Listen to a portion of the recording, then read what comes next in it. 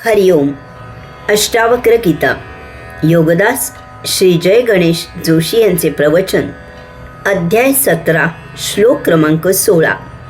नहिंसा नैव कारुण्यं नौधत्यं न च दीनता नाश्चर्यं नैव च क्षोभा क्षीण संसरणे नरे.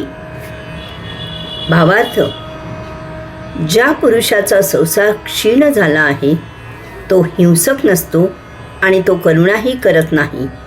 तो उद्धटही नसतो आणि तो लाचारही नसतो. त्याला कशाचे आश्चर्य नसते आणि तो क्षोभही करत नाही.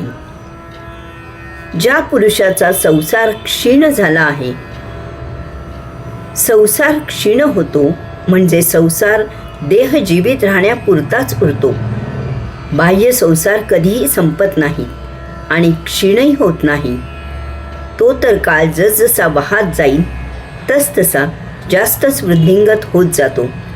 प्रतिदिनी उपभोगांची नवनवीन साधने शोधली जातात आणि भोग वृद्धिंगत होतात. संसार फोफावत जातो. परंतु ज्याला आत्मज्ञान प्राप्त झाले आहे त्याला संसारातील फोलपणा उमजतो आणि तो संसार आवरता घेतो. त्याचा संसार क्षीण होतो. अशा पुरुषाची लक्षणे येथे सांगितली आहेत. तो हिंसक नसतो आणि तो करुणाही करत नाही.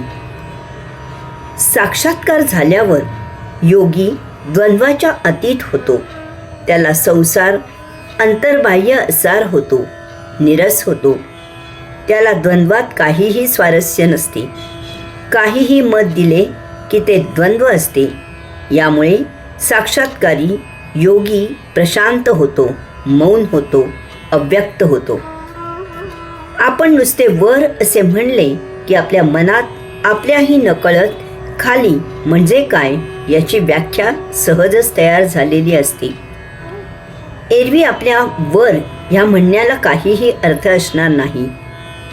त्यामुळे संसार क्षीण झालेला पुरुष वर खाली असे काहीच व्यक्त होत नाही.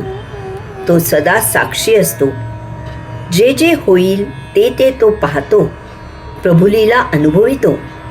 असा पुरुष हिंसा, करुणा इत्यादी द्वंद्वातून व्यक्त होणे शक्य नसते.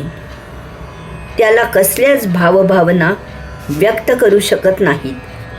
तो हिंसा करायला निष्ठुरही नसतो आणि हिंसा पाहून करुणा करायला व्यक्तही होत नसतो.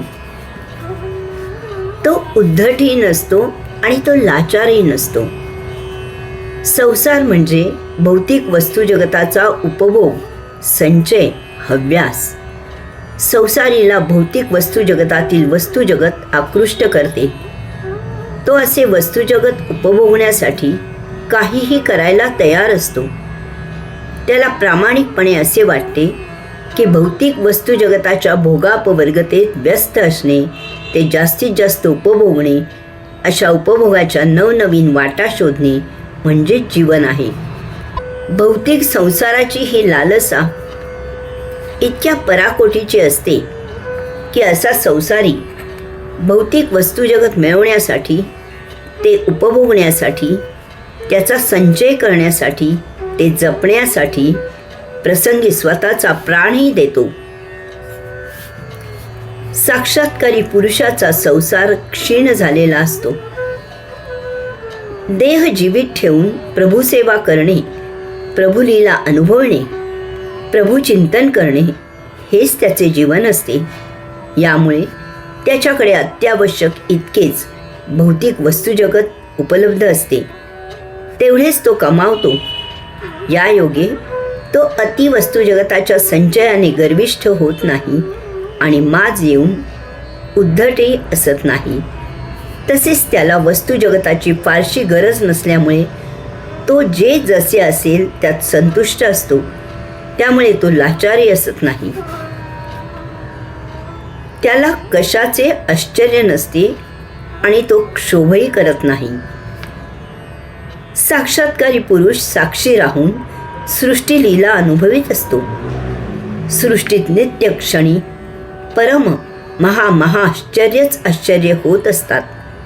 नित्य नियमित ऋतू होतात. ग्रह तारे स्वतःप्रमाणेच एकमेकांसभोवती विना आधार अव्याहत फिरत असतात. सूर्यचंद्र उगवतात आणि मावळताते. एक इवलेसे बीज पाने, फुले, फळे असलेला महावृक्ष धारण करते, इत्यादी. ही यादी न संपणारी आहे. इतके परमाश्चर्ये विराट नित्य नियमित करत असताना साक्षात्कारीला संसारी क्षुद्र गोष्टींचे कसलेच आश्चर्य वाटत नाही. तसेच त्याला कसलीच काही कोणाकडून यात किंचितही अपेक्षा, आशा नसते. यामुळे काही घडले किंवा काही घडले नाही म्हणून त्याला क्षोभ होण्याचा प्रश्नच नसतो. हरिओम.